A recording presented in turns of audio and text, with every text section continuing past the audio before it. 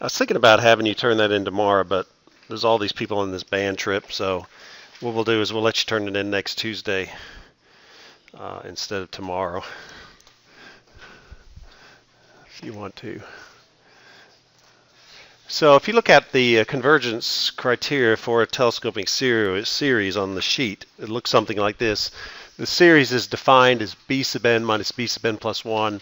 It converges if the limit is n goes to infinity of b sub n equals some value L, and the sum is b sub 1 minus L. So we actually haven't used that yet, but let's see if we can figure out what that means using the example that's in the handout, which is on the second page. So it's the bottom of the second page. So you've got the summation from n equals 1 to infinity of 8 divided by n plus 1 times n plus 2. So the first thing we have to do is rewrite this expression as two terms involving n plus 1 and n plus 2. So we do partial fractions. So if we cross multiply, we'll get 8 is equal to a times n plus 2 plus b times n plus 1. And if we let n equal negative 2, we can get one solution. If we let n equal negative 1, we get the other solution. So you'll get 8 is equal to a times 0 plus b times negative 2 plus 1. So that's 8 is equal to negative b, or b is equal to negative 8. So negative 2 plus 1 is negative 1. And if you let n equal 1, you get 8 is equal to a times negative 1 plus 2 plus b times 0. So you get a is equal to 8. So this original expression can be rewritten as 8 over n plus 1 minus 8 over n plus 2. So now we go back and look at what they were talking about. They said, so b sub n is going to be, let's write down what it is based on what we see. And so for this example, b sub n is going to be equal to 8 over n plus 1, and b sub n plus 1 is going to be 8 over n plus 1, which is 8 over n plus 2, which fortunately for us is what we hoped it would be.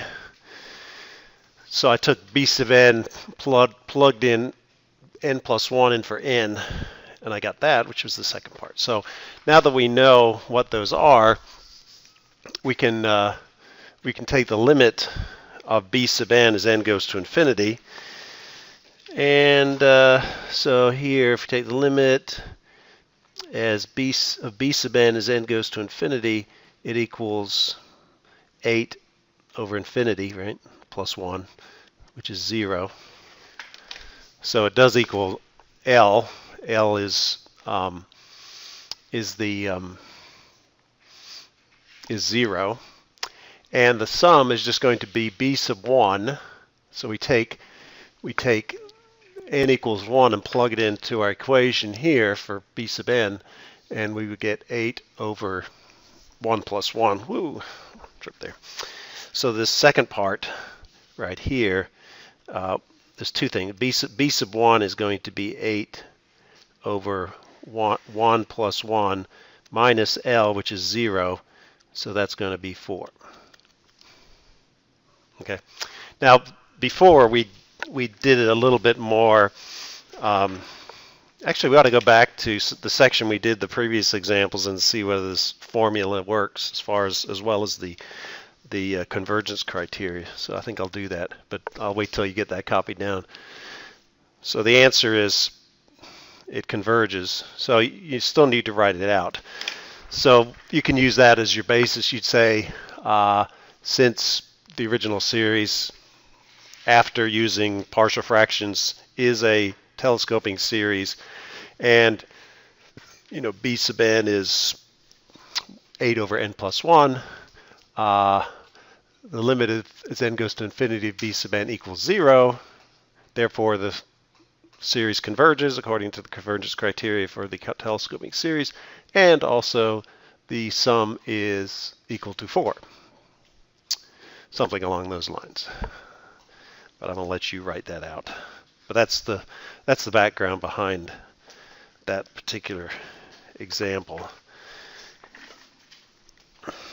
And I could demonstrate that just by listing b sub n and b sub n plus 1, well, actually, just representing the series and seeing that they canceled out, and what happens is the last term goes to 0, and all the intermediate stuff cancel out, and all you're left with is the first term. But I think I'll go back and use this formula to prove something where we've used the other approach. Okay, so let's open this up. So I think telescoping series were either the second or third section. I think it was the second section.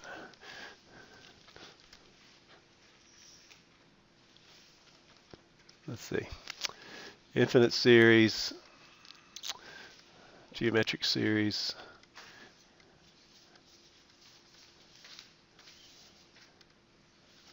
maybe it was the second section. Oh, telescoping series, yeah. Here's one.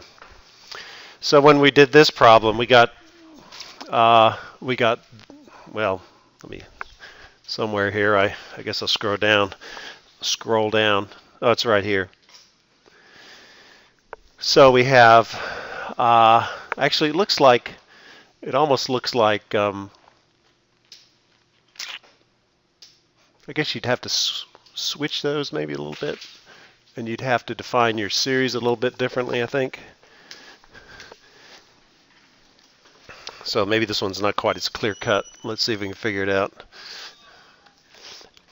Now, it doesn't say that if I switch the order, so what I'm going to do is I'm going to take this, and it also has a problem because it starts at 2 instead of 1, so I don't know I'm not sure if that has any effect on the answer.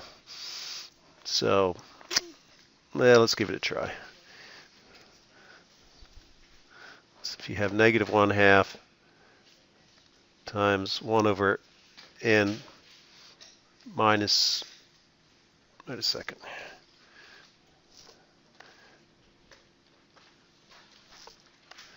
Yeah, that's probably okay. If it doesn't work out, I'm just going to not worry about it too much. Okay.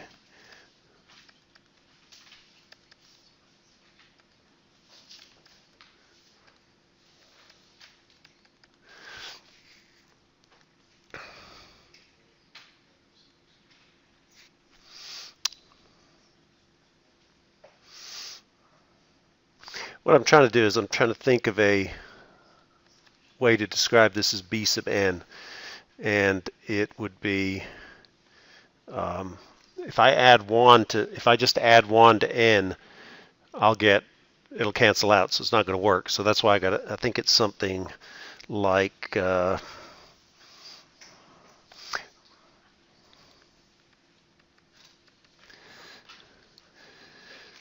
let's try. If I factored out a 2, so I'd have, or actually,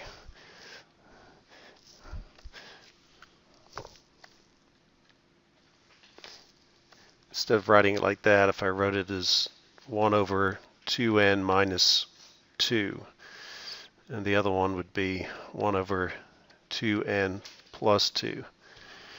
So if I add to New Jersey or to New York on Saturday, we fly out Tuesday. And then we're here for almost a month.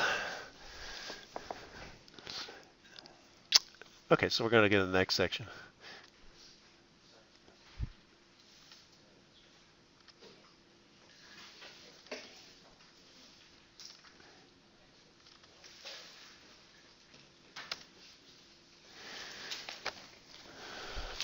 So we're going to do a section on something called Taylor polynomials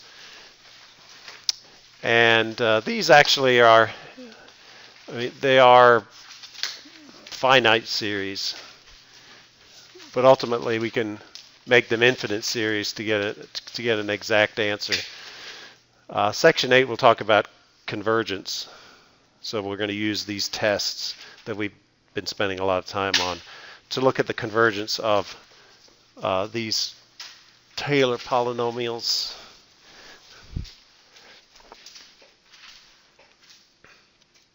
And if you look at the, well, no, I think I handed out another sheet besides the convergence sheets.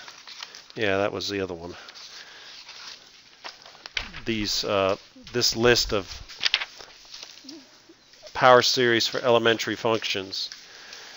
So what we're going to do is learn how you actually generate those equations, the series that approximate or actually equal things like the natural log of x, the e to the x, the sine of x, the cosine of x, the arctangent of x. Yep. Yep. So that's kind of where we're going to. So just telling you these are the results.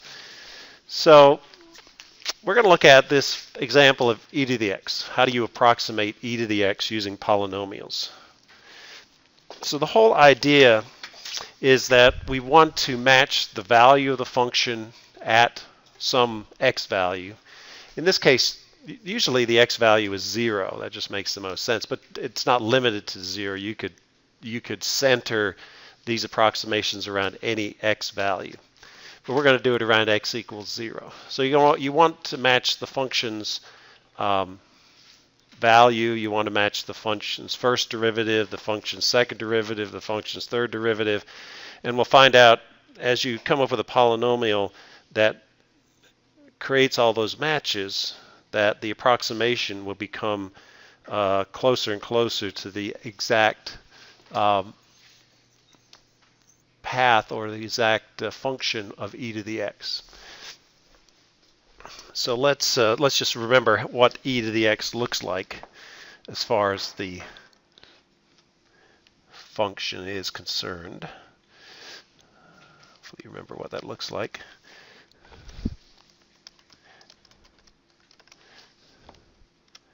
So it looks like that, okay? And you can see the value of the function at x equals 0 equals 1. So let's match that up first.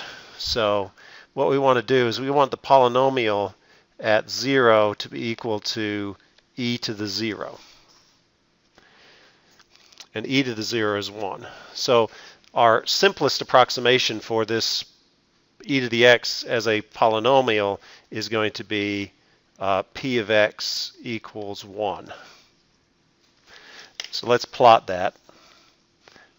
So here we have e to the x, and we're going to plot p of x equals 1. It's just a horizontal line equal to 1. So that's a perfect match at x equals 0. Okay, the function is equal to the two functions have the same value at x equals 0. When you get away from x equals 0, not so good. Okay.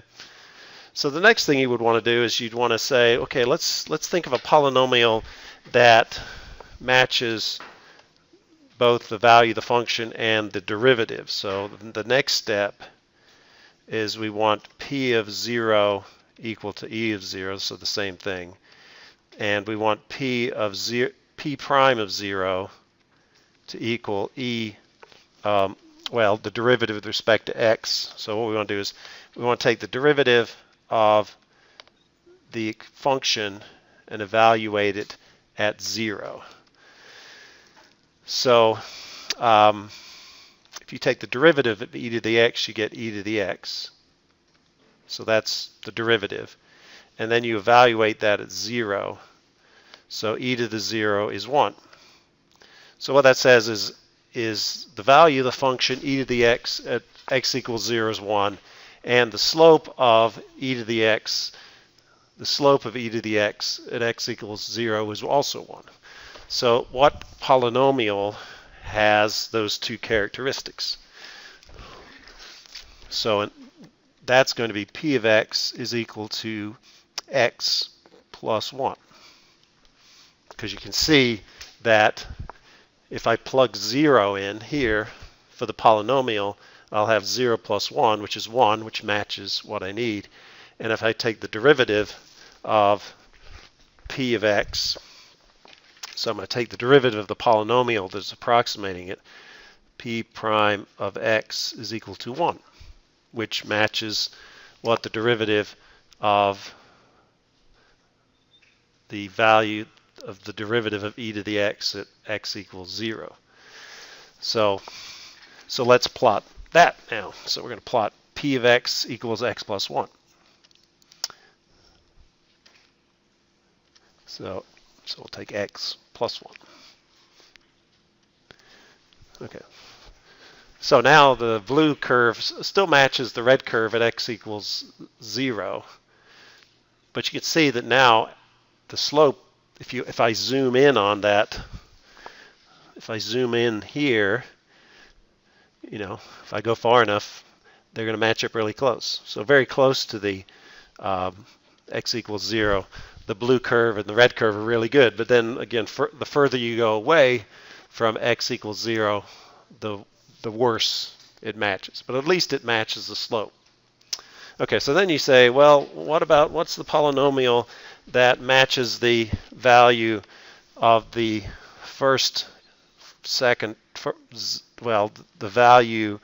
the first derivative and the second derivative? So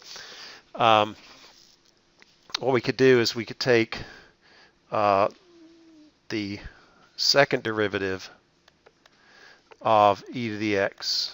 So the way you show that is this d squared dx squared of e to the x.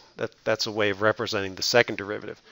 And that's the same as taking the derivative of the derivative. So the first derivative is e to the x.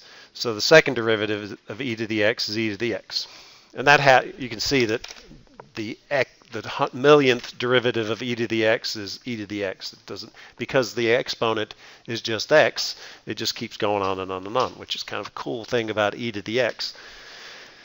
So if we evaluate the second derivative, so let's use f of x to represent e to the x. So if f of x equals e to the x, then f prime of x also equals e to the x, and f double prime of x equals e to the x. So here, if I evaluate the second derivative at x equals 0, I get e to the 0, which is 1. So every derivative is equal to 1. So now the question is, what is the polynomial that is going to satisfy all these requirements? That the value of the function is the same as the value of p of x at 0 is the same as e to the x at 0. The derivative of the polynomial evaluated at x equals 0 is the same as the value of the function evaluated at x equals 0. And now with the second derivative. And the answer is x squared over 2 plus x plus 1. So let's just prove that's true. So if we take p prime of x, we take the derivative of this, which is 2x over 2 plus 1. P double prime of x is, well, this simplifies down to x plus 1. And so the p double prime of x is the derivative of this, which is 1.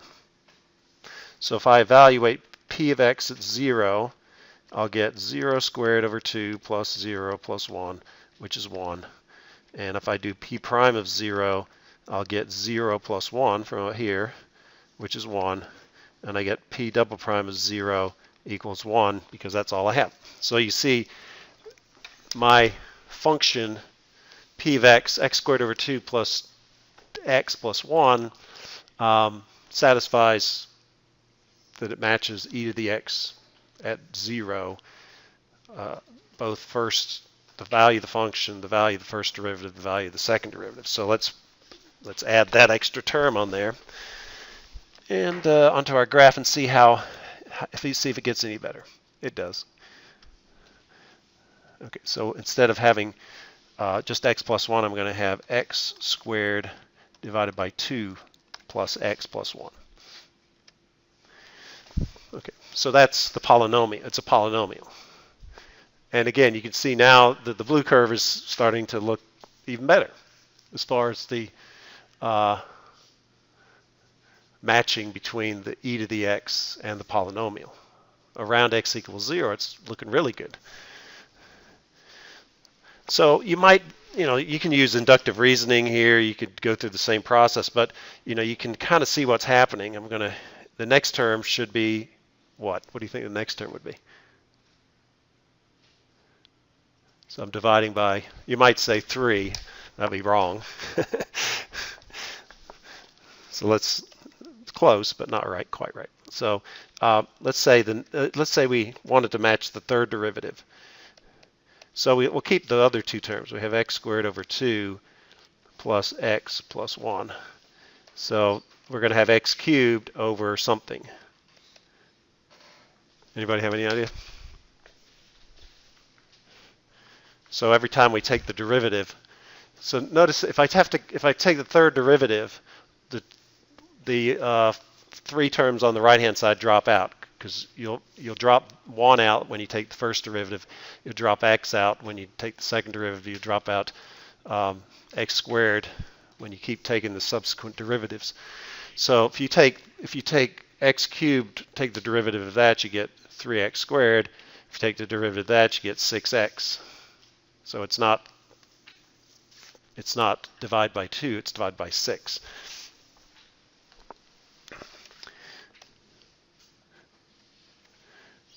Which is, you can also write this as x cubed over 3 factorial, and this is x squared over 2 factorial, and this is x over 1 factorial, and this is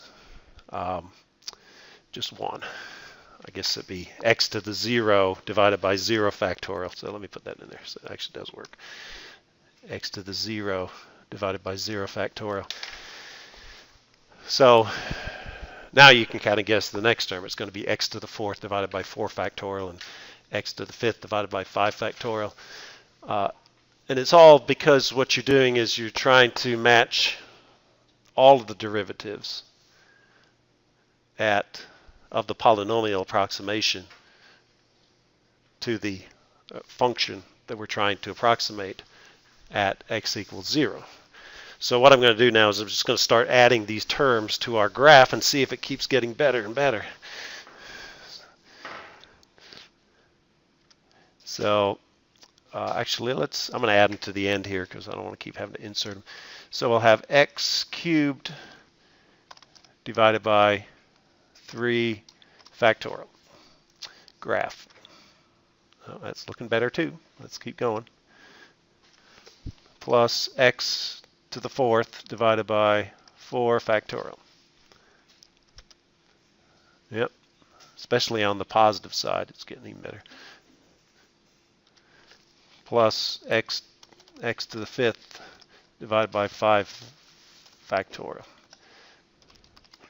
Plus x to the 6th. I'm going to go up to 11 just to show you it still keeps working. 6 factorial plus x to the 7th divided by 7 factorial plus x to the 8th divided by 8 factorial plus x to the 9th divided by 9 factorial plus x to the 10th divided by 10 factorial plus x to the 11th divided by 11 factorial. So if we zoom out this way,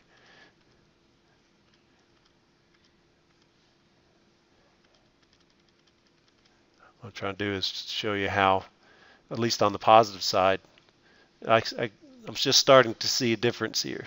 You can see kind of a little bit of a red tinge of red, but so then you may ask the question, well, yeah, if I take an infinite number of terms, is this thing going to finally go all the way to negative infinity and match it up exactly? And the answer is yes. Okay, it turns out, and we're in the next section we'll determine why that's the case. Here we can just kind of draw it and make some kind of general conclusions, and we say it's getting better, but is it going to keep getting better? Because all we're doing is matching the derivative is up at x equals 0. So you would think, oh, it's only going to work around x equals. Is it going to work perfectly for an infinite number of terms? And it turns out it does. You could have done the same thing around x equals 1 or x equals 2. It doesn't matter where you center it. It just the expression would be much more complicated if you did it around some other value of x than 0, because it's easy to evaluate e to the x. So you can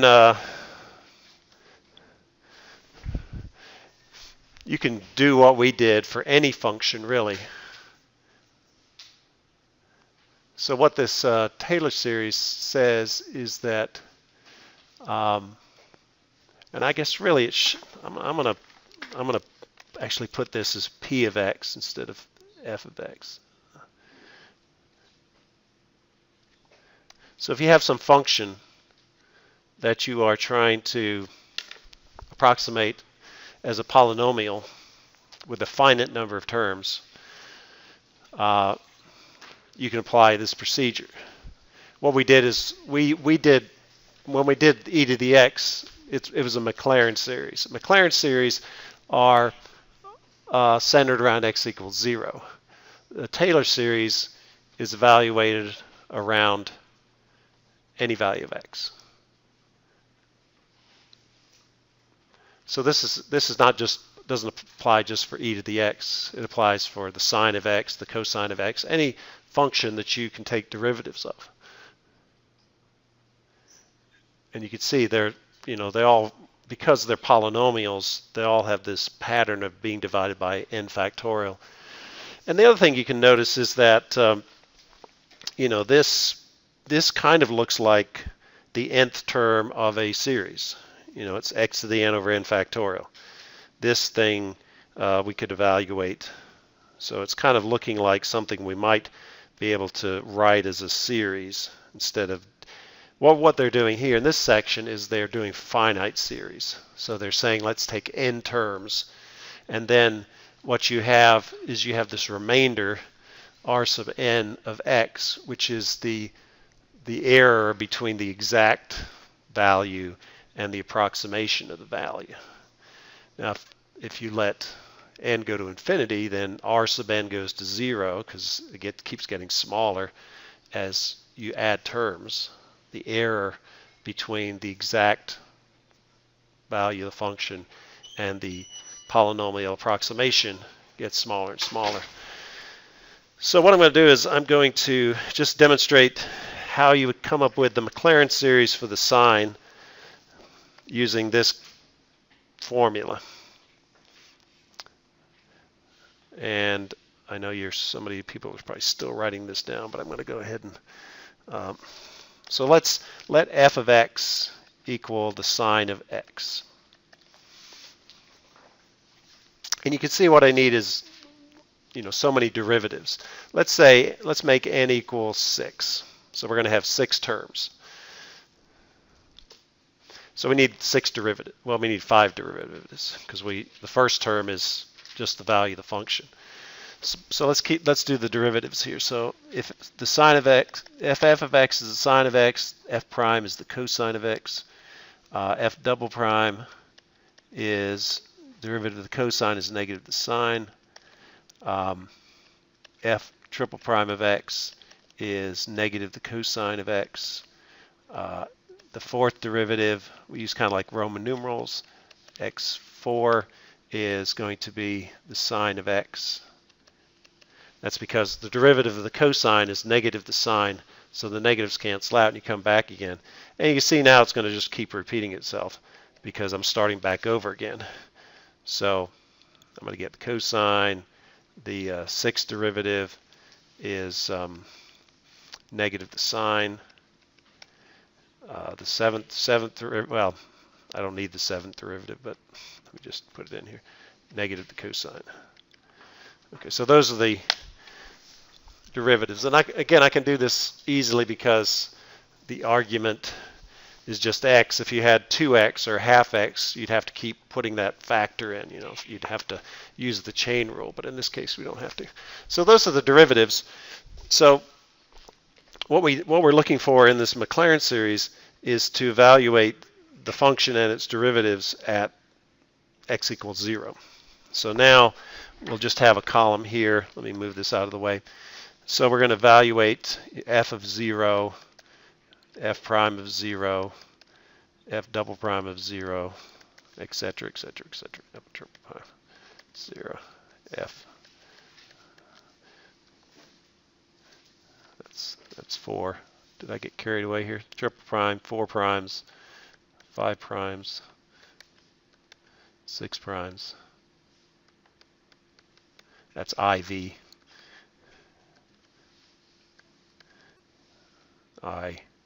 VII, seventh derivative. Okay, so here we have the sine of 0, which is 0. We have the cosine of 0, which is 1. We have negative the sine of 0, which is 0. We have negative the cosine of 0, which is negative 1. And then you just start over again. 0, 1, 0, negative 1.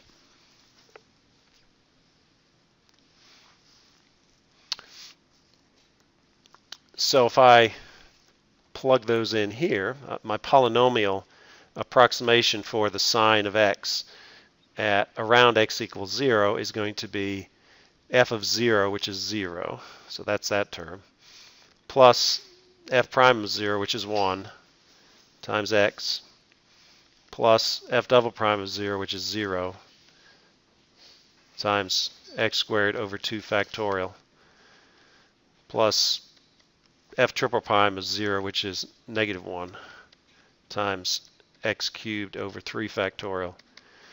And you can see the pattern. It'll be next will be 0 times x to the 4th over 4 factorial plus 1 times x to the 5th over 5 factorial. And then what's the next one? 0 times x to the 6th over 6 factorial. 1, 2, 3, 4, 5, 6. And if we just drop the terms that are multiplied by 0, you get x minus x cubed over 3 factorial plus x to the 5th over 5 factorial. And even though I haven't written them out, we can assume that it's going to follow the same pattern.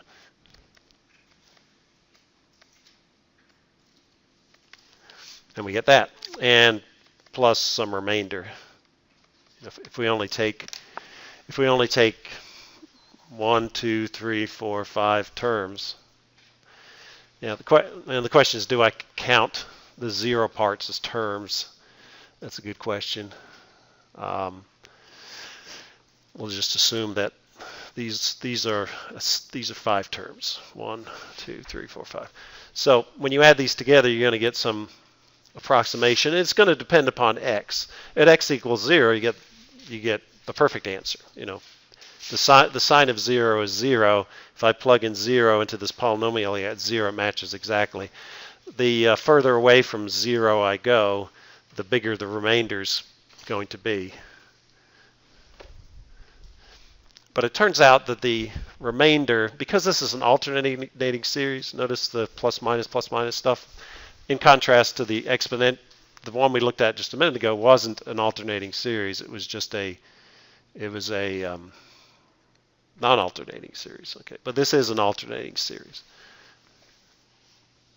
and so the sign changes each term, and because of that, the remainder is going to be less than if I did x to the 11th over 11 factorial.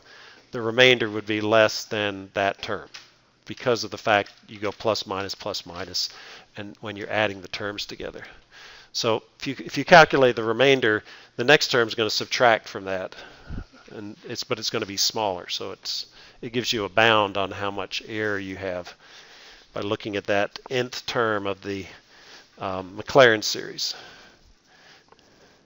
Now, if I wanted to do the same thing,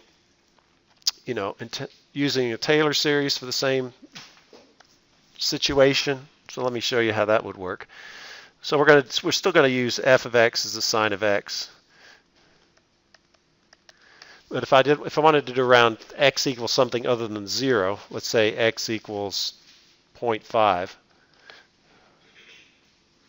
what you would do is you would say, well, you'd have all these derivatives. So you'd have f prime of x would still be the cosine of x.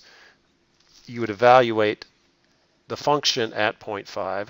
So you'd have f of 0.5, which would be the sine of 0.5. And f prime of 0.5 would be equal to the cosine of 0.5.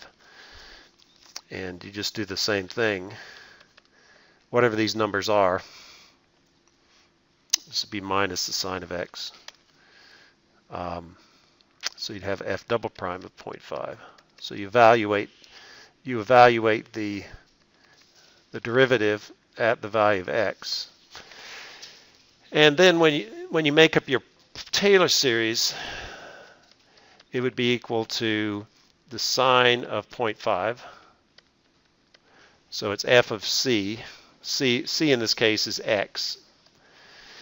And then you'd have plus the cosine of 0.5 times x minus 0.5.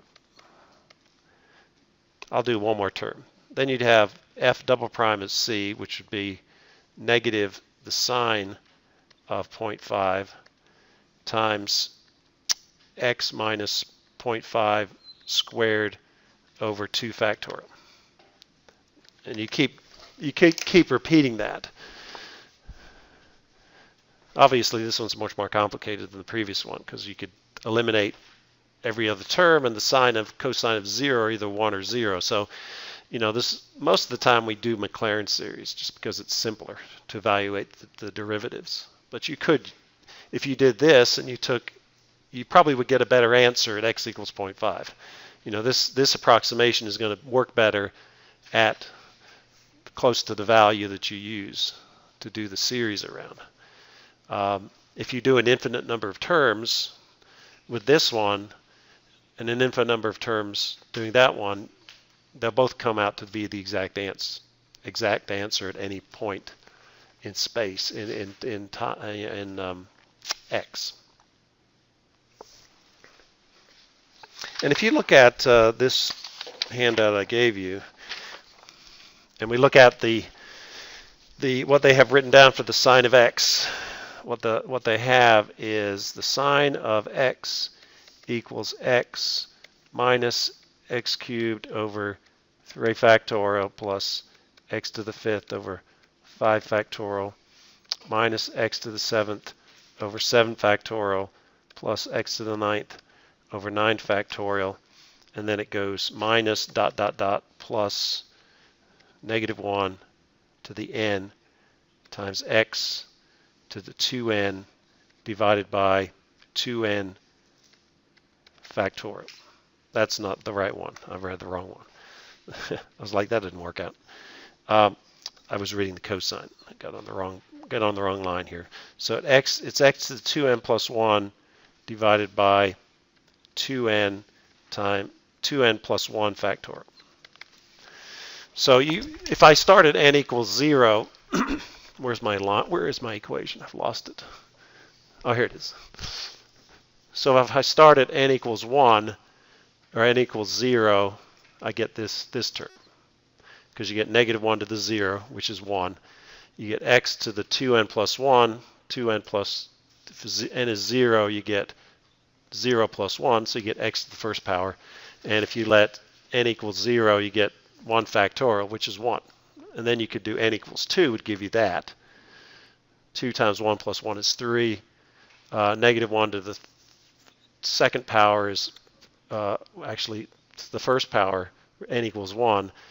You get -1 to the first power, which is -1, and you divide by 2n plus 1. So 2 times 1 plus 1 is 3.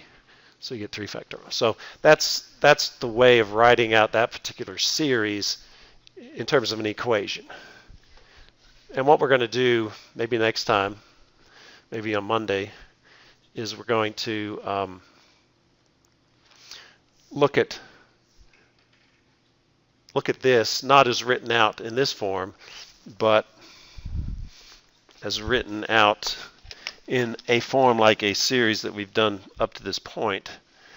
So what I could say is that the sine of x is equal to the summation from n equals 0 to infinity of -1 to the n times x to the 2n plus 1 over 2n plus 1 factorial. That's basically what I did there. And so this kind of looks like something we would have done, we could do convergence criteria. It's an alternating series for one thing, okay? Secondly, is the difference is there's x, okay? In the previous convergence work, we haven't had x. So the whole idea of finding out the convergence of this series is to figure out for what values of x does this series converge, and for which values of x does this series not converge. And that allows us to say mathematically over what interval, what domain is this function good to use. It turns out we'll find out this is good for all real numbers. The one that we did for e to the x is good for all real numbers. But again, if you look at this sheet that I was talking to, not all of them are good for all real numbers. If you look at the natural log of x, it's good between 0 and 2. So it's not always the case that they work. Okay, so that's it for today. So I need to talk to, and you're not in trouble, Daniel, Tessa, Maya, and Evan. We're going to talk about next year, if you want to do something next year, okay?